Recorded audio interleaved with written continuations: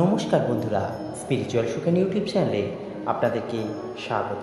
পাপমোচনী একাদশী সম্পূর্ণ বিধিমাহাত্ম্য ও উপবাসের নিয়ম সম্পর্কে আজকের ভিডিওতে আমরা আলোচনা। পাপমোচনী একাদশীর মাহাত্ম্য ও শাস্ত্রীয় কাহিনী, সময়সূচি ও সঠিক পালনের সময়, উপবাস ও পূজার বিধি, একাদশীর আধ্যাত্মিক ও বৈজ্ঞানিক উপকারিতা এবং কি খাবেন ও খাবেন না, সব কিছুই থাকছে আজকের এই ভিডিওর মাধ্যমে।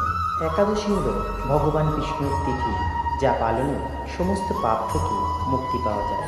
শ্রীকৃষ্ণ অর্জুনকে বলেছেন, যদি কেউ এই একাদশী ব্রত পালন করে তবে সে 1000 অশ্বমেধ যজ্ঞের সমান ফল লাভ করে। একসময় চ্যবন ঋষির আশ্রমে এক যুবক ভুল পথে চলে যায়। একাদশী ব্রত পালনের মাধ্যমে সে মুক্তি লাভ করে। এটি প্রমাণ করে যে একাদশী শুধু পাপমোচনই নয়, আত্মার উন্নতি ঘটায়। বন্ধুরা, এখন আমরা জেনে নেব এই একাদশী সময়সূচি ও তারিখ।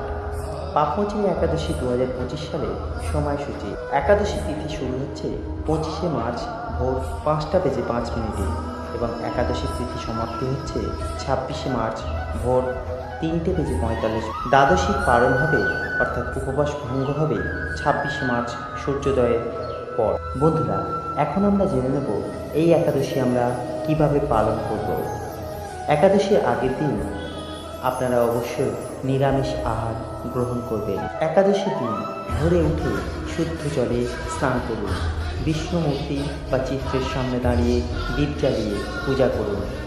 যদি সম্ভব হয় নির্জলা উপবাস করার চেষ্টা করুন, না হলে ফল আহার করুন। অবশ্যই এই দিন বিষ্ণু সহস্রনাম ও ভগবদ্গীতা পাঠ করুন, আপনি বিশেষ ফল পাবেন। দরিদ্রদের মধ্যে খাদ্য বা বস্ত্র দান করুন, গরুকে খাবার দিন এবং পশু পাখিকে জল দিন। বন্ধুরা, এখন আমরা জেনে নেব এই একাদশীর দিন আপনারা কী খাবেন ও কী খাবেন না।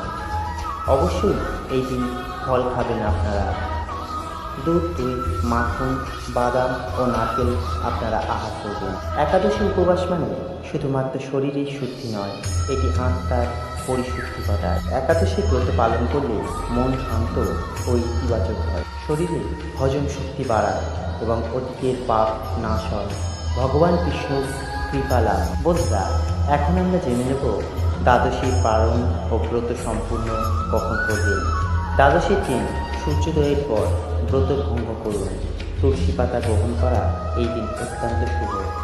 নিরামিষ খাবার খান এবং দরিদ্রদের কিছু দান করুন। ভগবান শ্রীকৃষ্ণ বলেছেন, যে একাদশী ব্রত পালন করেন তিনি আমার পরম আশীর্বাদ লাভ করেন। আজকের ভিডিওটি কেমন লাগলো অবশ্যই জানাবেন।